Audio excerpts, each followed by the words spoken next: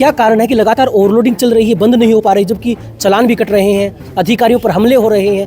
फिर ओवरलोडिंग कैसे चल रहे हैं ट्रक रातों? सर, अगर प्राइवेट बसों की बात करें तो छात्र छात्राओं के साथ दुर्व्यवहार होता है, चलती बस से उतार दिया जाता है, बुजुर्गों को हाथ पकड़कर नीचे फेंक दिया जाता है। सर, इसके बावजूद भी प्राइवेट बसों पर प्रशासन नकेल नहीं कस पा रहा। जब हम जीएम रोडवेज से पूछते हैं तो वो कहते हैं कि आरटीओ के अंडर में चीज़ें आती हैं। अगर बात करें तो रात को 10-10 गाड़ियाँ एक साथ ओवरलोड की सड़कों से निकलती हैं, आम आदमी को दिखती है, तो प्रशासन को क्यों नहीं दिख पा रही इतनी सख्ताई के बाद? क्योंकि खुद ट्रांसपोर्टर कह रहे हैं कि हम अंडरलोड चलाना चाहते हैं, लेकिन खुद प्रशासन की मिलीभगत से ये सब हो रहा है। सर, एक बात सुनने में हो रहा है कि अधिकारियों की निगरानी होती है व्हाट्सएप ग्रुपों के माध्यम से, ऐसी चीज़ें भी सुनने को आ रही है। जहाँ जहाँ अधिकारी पहुँचते हैं उससे रूट बदल कर ओवरलोड गाड़ियाँ निकल जाती हैं जिले में। इस वक्त हमारे साथ चरखी दादरी से आरटीओ मनोज यादव जी जुड़े हैं। सर, नमस्कार। नमस्कार जी। सर, क्या कारण है कि लगातार ओवरलोडिंग चल रही है, बंद नहीं हो पा रही, जबकि चालान भी कट रहे हैं, अधिकारियों पर हमले हो रहे हैं? फिर ओवरलोडिंग कैसे चल रहे हैं ट्रक रातों? दिसंबर महीने में भी आरटीए विभाग चरखी दादरी ने 1,12,05,000 रुपये की चालान राशि वसूल की है इन ओवरलोडेड वाहनों से, और आगे भी ये कार्रवाई चलती रहेगी।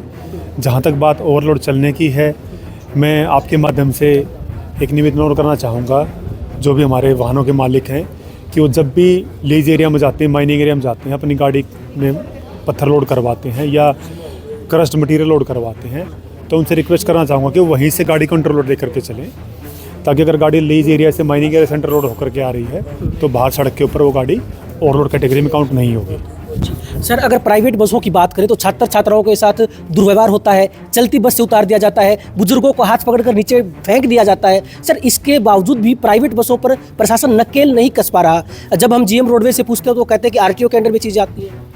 देखिए, अगर किसी के साथ कोई दुर्व्यवहार हुआ है, उसकी शिकायत हमारे पास आई है, तो हमने उस शिकायत के ऊपर संज्ञान लिया है। अगर उसमें कोई पुलिस कार्रवाई बनती है तो पुलिस विभाग को भी उसके बारे में लिख करके भेजा गया है। अगर किसी के साथ, चाहे कोई छात्र है, छात्रा है या बुजुर्ग है, उनके साथ कोई भी दुर्व्यवहार होता है तो वो अपनी शिकायत संबंधित पुलिस विभाग को दे सकते हैं या हमारे को दे सकते हैं। हम उस शिकायत को संबंधित पुलिस विभाग को भिजवा देंगे। दुर्व्यवहार किसी भी सूरत में, किसी भी तरीके से एक्सेप्टेबल नहीं है, उसको नहीं माना जाएगा।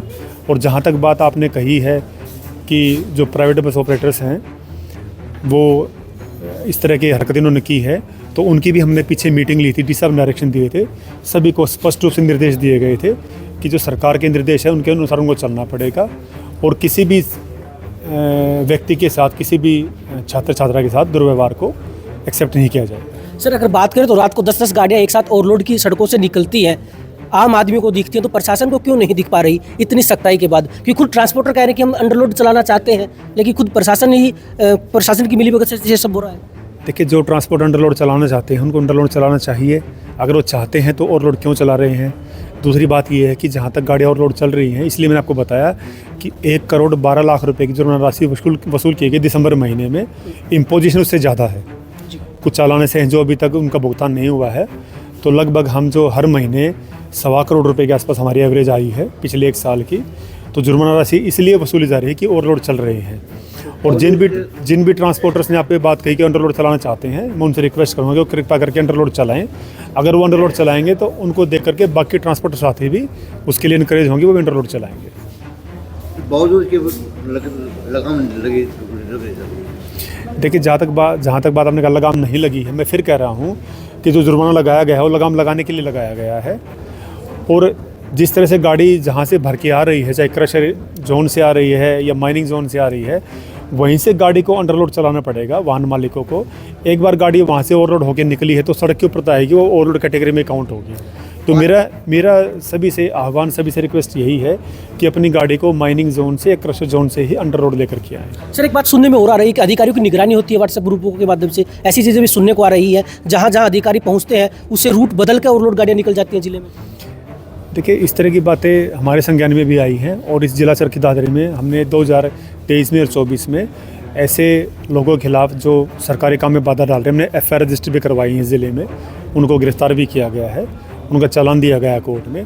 अगर भविष्य में हमारे पास कोई ऐसी शिकायत या कोई सूचना आती है तो हम नियमानुसार कार्रवाई करेंगे, पुलिस कार्रवाई करवाएंगे इसमें।